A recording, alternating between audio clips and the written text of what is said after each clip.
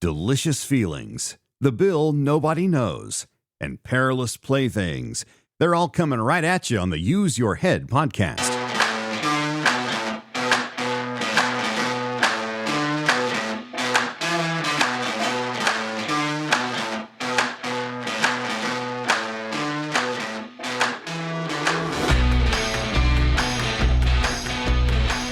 Welcome into episode number 20 in our first season of the Use Your Head podcast. I'm John McLean. Thanks for being with us today on the show where we embrace our God-given ability to use our heads, to sort things out, to wrestle with the issues and ideas of the day from a logical human perspective, not just blindly and lazily trusting the experts among us. They may have some good things to say and often do, frankly.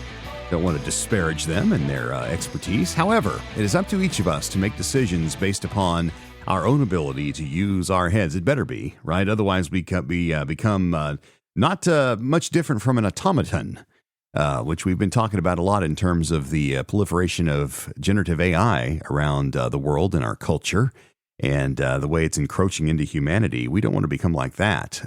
We want to be able to reason and use our heads. And so we do that in a kind of a playful way, although sometimes we get serious. We're going to do that a couple of times on today's show. If you're new to us, thank you for tuning in. Like I say, this is pretty simple. We break down a few issues every week, sometimes every two, but try to do it every week. And we basically use our heads. I tell you what came to me as I read the article or heard the story or whatever type of media I encounter.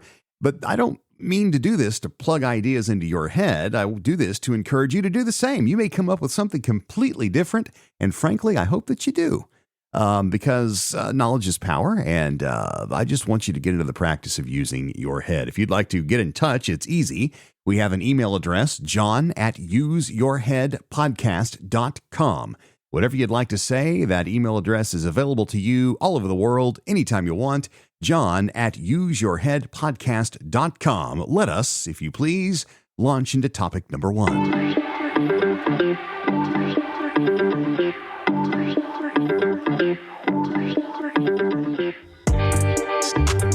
Well, I don't know about you, but this time of year when it's getting chilly outside, there's nothing like a nice warm bowl of delicious feelings. Ironically, this story comes to us from North Dakota, from CBS News FX Net in North Dakota. 5 ways to curb emotional eating around the holidays. Now listen, this is a serious deal. I told you we were going to be a little serious here, and this is something, we always want to snicker at things like this, don't we? Oh yeah, but eat your feelings. But listen, how often do we hear that things like obesity is an epidemic in our culture? I mean, I don't think that's arguable. I don't think that's deniable. I think it's a real problem. All right. And this emotional eating is a big reason why. So kind of with that frame, let's dive into the story written by Morgan DeVries from FX CBS News in North Dakota. Morgan writes, "A lot of emotions get stirred around the holidays when people are with friends and family. Those festivities can also include tons of indulgent foods, which can make it hard to control emotional eating," said Dr. Brian Luciana, a clinical psychologist, and notes that despite it being a joyous season, others don't see it that way. For a lot of people out there, he stated, this part of the year is very emotionally distressing. They could have had a past loss, or maybe they had a fallout in a marriage. Maybe they're navigating a medical condition. Luciana adds that holidays can be lonely for people who may not have family and an intense time for those who may struggle with substance abuse.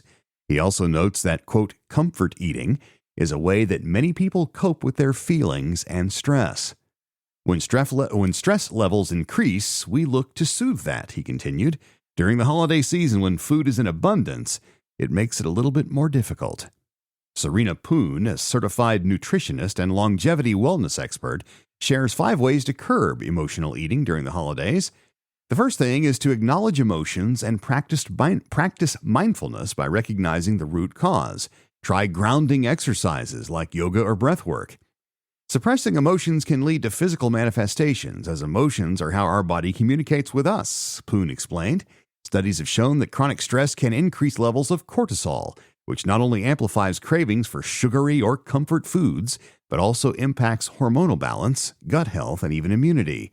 The second thing is to set clear intentions and being decisive at a gathering that can help with emotional impulses. Third, stay hydrated and slow down because dehydration could be mistaken for being hungry. Fourth, introduce non-food celebrations or healthy alternatives. Besides, the holiday doesn't revolve around food. Enjoy time decorating or playing games, volunteering, or spending time with loved ones. And finally, prioritize sleep and self-care, since sleep deprivation can increase the hunger hormone and decrease the satiety hormone, making it hard to resist cravings. Interesting 5 steps, nothing super duper profound there. But we're going to stop there and use our heads. Look, I'm going to tell you, this eating of feelings, I have a good friend that is an anxious fellow, kind of like myself, and I'll just confess, I have struggled with various levels of anxiety for most of my life, and I'm aware of it, and I cope with it in my own healthy ways, and sometimes, frankly, in some unhealthy ways. And one of the ways that I have dealt with this unhealthily in my life is through stress eating.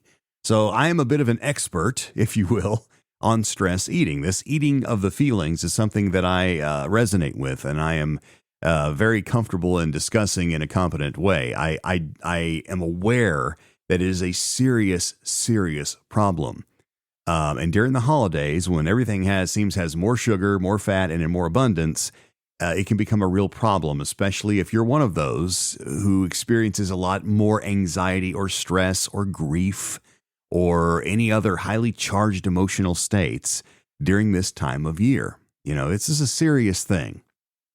I'm not a therapist. I'm going to say that from the outset. This is, like everything on this podcast, is for entertainment purposes only. However, our emotions are powerful things. I don't think you don't need a degree to understand that. All right. Little kids cry and it's a powerful thing. We all understand the power of our emotions. They can drive us to do remarkable things, both on the good and the bad side of the spectrum. When emotions build, they've got to have an outlet. Okay. Now, these outlets, as we discussed, could be healthy. They can also be not healthy. I always think of emotions like steam.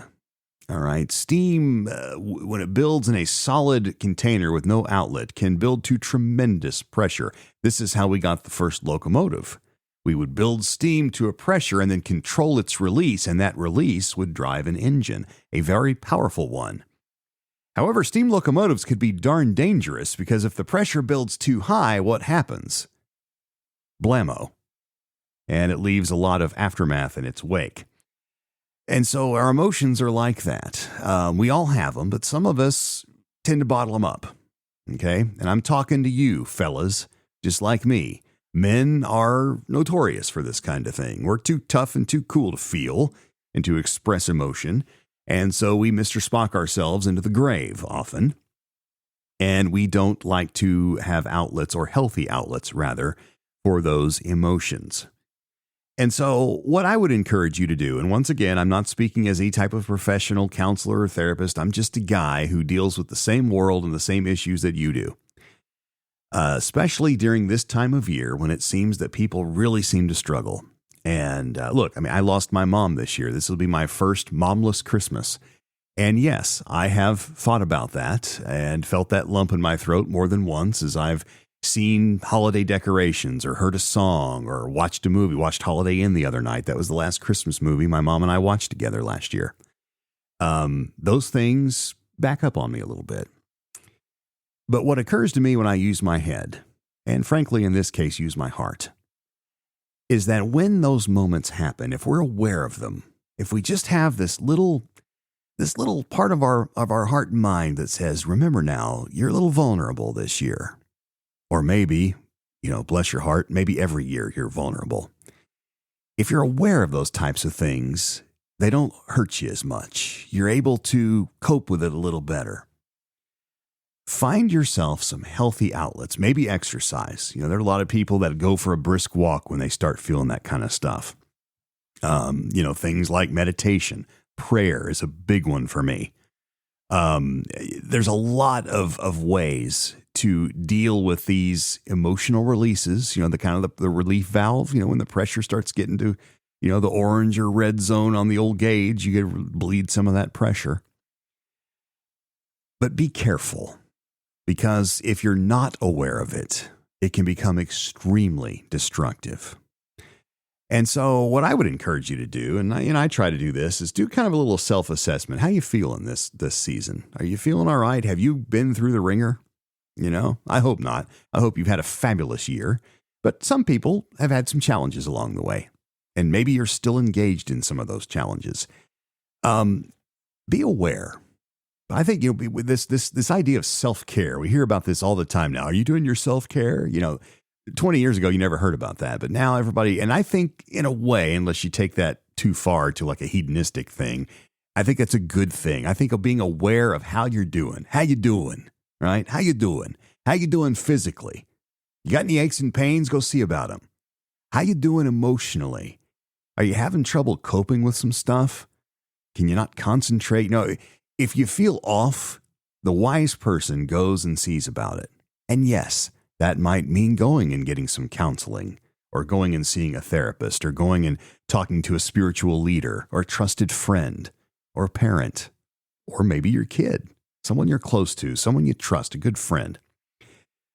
Alcoholism, drug addiction, sexual addiction, even, yes, overeating. They are all very serious problems. So this season, more than ever maybe, let's be there for one another. Let's be able to talk to one another and share how we're doing, and be healthier together and not eat so many feelings.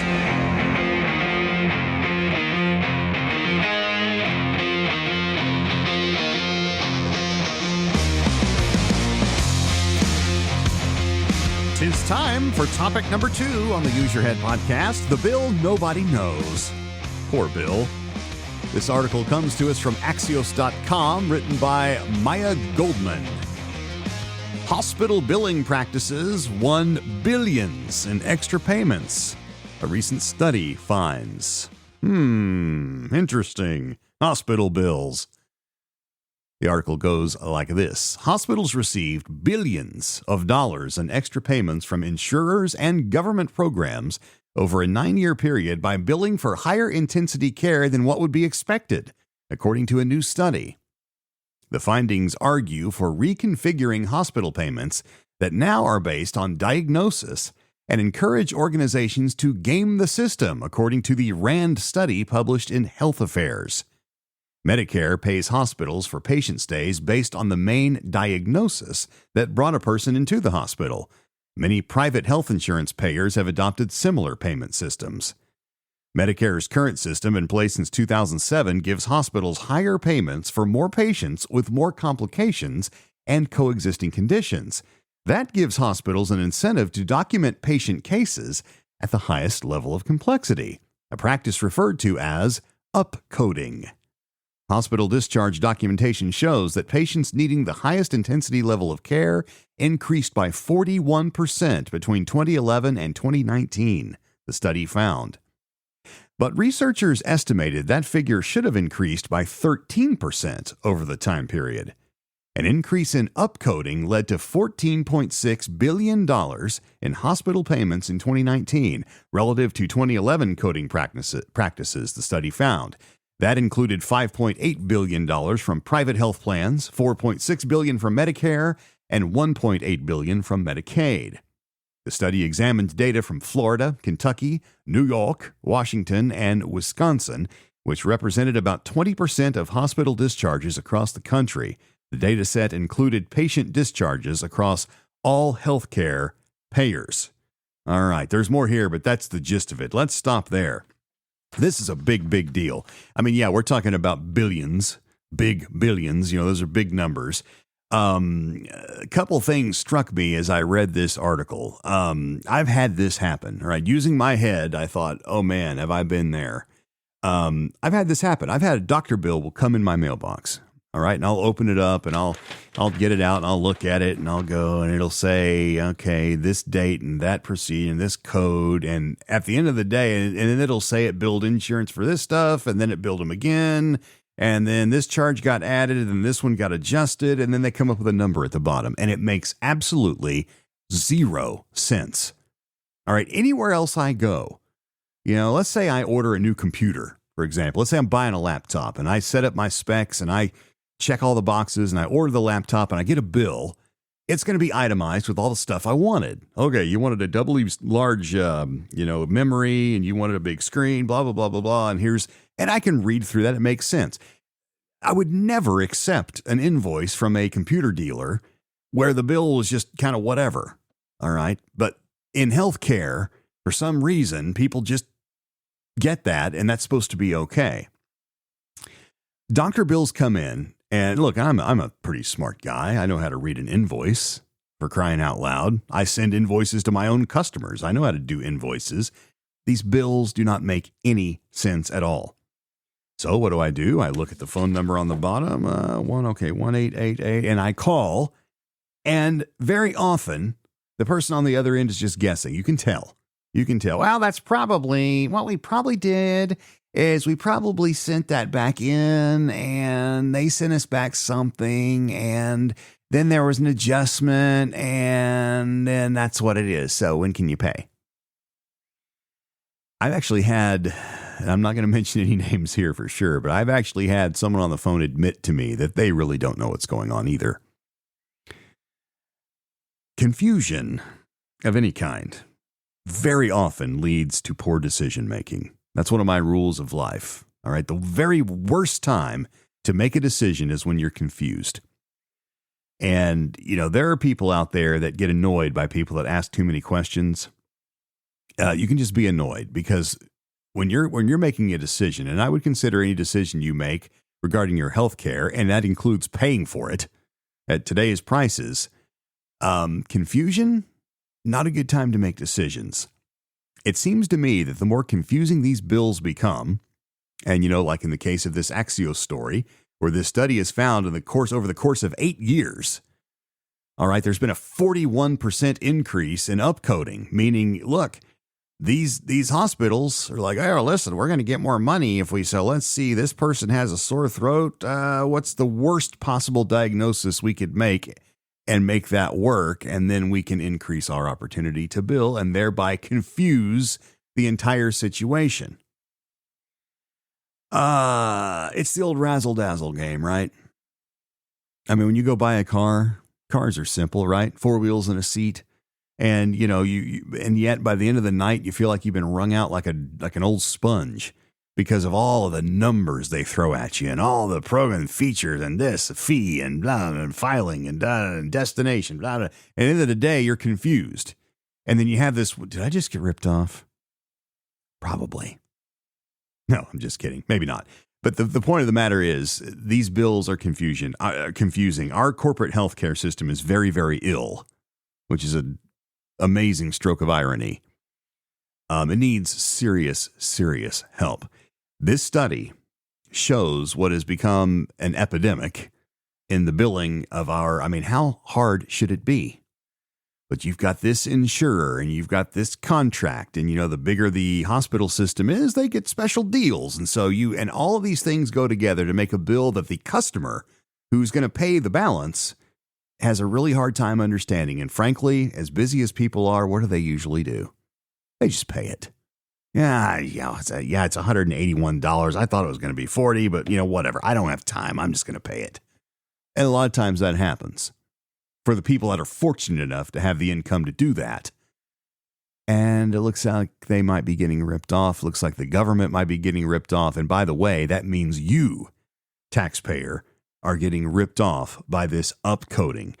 We need reform desperately in our healthcare billing systems. There is no question about it. That's what I come up with when I use my head.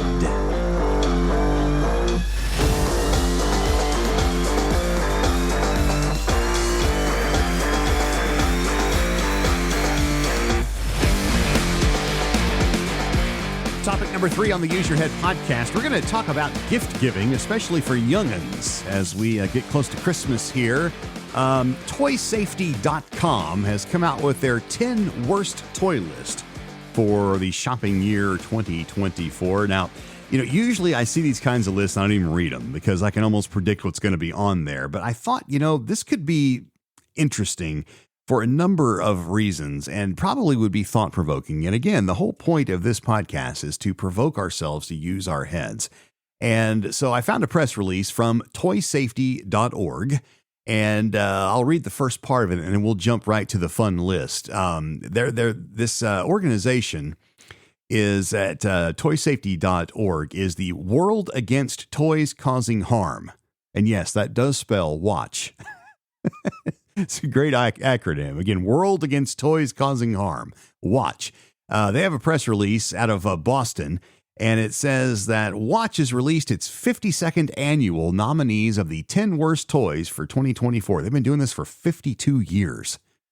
This year's list serves as a cautionary reminder of the potential hidden hazards posed by many toys marketed for children. Toy safety is a critical concern this holiday season and beyond, with recent recalls and injuries highlighting the range of risks that may be present on store shelves and online. Watch calls on parents and caregivers to stay vigilant about toy safety, underscoring the need to keep dangerous items out of the hands of children. All right, that's all the press release I'm going to read. And I just want to use my head here and say, I'm not usually one that's, we mentioned Ralph Nader last week. I'm not one that I typically think, buyer beware. Don't be an idiot. Use your brain, use your head when you're using products, buying products. However, when we're talking about kiddos are often not equipped all the time to use logic. They tend to, dive in head first into things. And that's how they learn. But at the same time, that's also they can get hurt. So in this case, I kind of make an exception. If this was 10 dangerous gift ideas for parents or for adults, rather, then whatever. But, for kiddos, yeah, we should probably help them out. And so here's a list. I'm not going to do all 10, but I'm going to do a few of these. You'll get the idea. And again, if you want to go to toysafety.org, you can find this list if you're concerned on seeing these. Toy number 1, and again, not surprising. I mentioned that when I see lists like this, I think I bet the first one on there is toy gun, and it is. And I don't know if I'm going to pronounce this brand right. It's the Pinovk, Pinovk, Toy Colt 45 pistol. All right. Retails for $9.99 at Amazon, of course. The age recommendation is 6 to 16 years. So if your 7-year-old wants a Colt 45, and then the warnings that it lists safety information for external use only. Avoid contact with eyes. All right. This thing shoots looks like foam rubber bullets and a couple of darts. All right. It looks all the world like a Colt 45 semi-automatic pistol with a weapon light mounted on it. I'm looking at it right now. Now, there's a rule about toy guns. They should have a big, bright blaze orange tip so that if law enforcement ever sees it, they can immediately identify it. Oh, that's a toy gun. Or at least they can react differently. They won't assume it's a toy gun, but they'll know, oh, wait a minute, this could be a toy gun. This particular one, I'm looking at the photo of it right now, has a red trigger, which if your finger's on it, you're never going to see. And then the muzzle is red. All right. Easy to miss. All right. It's a big difference between red and orange. And then the Watch folks are saying, given the numerous reported tragedies resulting from outfitting kids with realistic toy weapons, there is simply no excuse for marketing toys such as this pistol. Incredibly, the seller boasts online that the, quote, fun of this toy is the realism of its mechanics. And as a scale replica, it's the perfect choice for Halloween or cosplay where realism matters. Okay, so look. I had toy guns when I was a kid. They were cowboy 6-shooters. They were cap guns. You had the roll of caps, and you pull the trigger, and about every fourth time it would go off, and it was a big thrill. I personally think that any type of toy gun like this is pretty dangerous. I mean, look, we live in a different world now than we did when I was a kid. All right. I I don't like saying that because that may not be true. But the fact of the matter is, this is probably not a good idea. I think if you saw the picture of this thing, I mean, if you took away the picture includes the ammunition, quote unquote, that it comes with. There's 4 little foam rubber looking bullets, and they actually look like 45 rounds. And then there's a couple of those kind of Nerf looking dart things. If you remove those from the photo and just it literally looks like a handgun that has a red trigger. And look, you can buy multicolored parts for real handguns now and kind of build your own. So this is not outside the realm of possibility. And if I'm a law enforcement officer, this scares the crud out of me. Because listen, no cop wants to be in that kind of a situation. Can you imagine the horror of being a law enforcement officer and facing a situation where, this is every cop's worst nightmare, I think, or one of them. So in terms of 10 worst toys, I think this is a good one to be on the list. So yeah, avoid this Colt 45 pistol. Here's another interesting one. That first one's kind of a no-brainer. The second one I wanted to point out is something called the Bristle Hedgehog. This thing's $40. It's from Henry Bears Park. It's marketed for ages 24 months and up. And it's a cuddly plush hedgehog sold as a cuddly toy for babies as young as 24 months old. The toy's long fiber-like hair may not be adequately rooted and is prone to shedding. The hair, once separated, presents the potential for ingestion or aspiration injuries. So this one, not so obvious. I mean, I'm looking at this thing. It actually looks a little bit like a dog toy, but I wouldn't give this to my dog for the very reason. It's got long fake hairs on it, and babies eat things, and that can cause all kinds of problems. So there's a couple of toys. There are others. I'll just mention a few of the other ones. There's one, a Transformers cyber sleeve that apparently is an eye injury. It shoots little darts out of the sleeve, and you'll shoot your eye out. It's that kind of thing. There's a kinetic sand. Have you seen that kinetic sand? Well, they're making a play set now where you can make like ice cream sandwiches and you can't eat kinetic sand. And so they're basically saying, look, there's kids that are going to eat these sand sandwiches. And, despite the fact that the package says do not eat, kids can't read, they're warning against that. Things like that. All right. Using my head, as I mentioned before, we had most of this stuff growing up, but we also had supervision. And I'm not going to be one of these people that says you got to watch your kids all the time. If you turn your head, you're a bad parent. That's a crock. I was fortunate to have a stay-at-home mom. My mom stayed home with us, and we were pretty much watched out a window or in person all the time. I'm convinced of it. I could feel her eyes on my back all the time to make sure that we weren't getting in any trouble. However, it's true that some items are more dangerous intrinsically than others. But here's another inconvenient fact, and this is kind of where I want to tie this up. Anything can be dangerous. Today, more than ever, the line between reality and fantasy for our young people is very blurred, with potentially tragic results. We talked about the obvious example of the toy guns. There have been examples of police officers that have shot kids because they couldn't tell that the weapon was fake. Absolute tragedy. But when the line between reality and fantasy for our young people is blurred, and yes, I am talking about video games, and yes, I am talking about violent movies, and yes, I am talking about just a general lack of character training that our kids often are not getting now,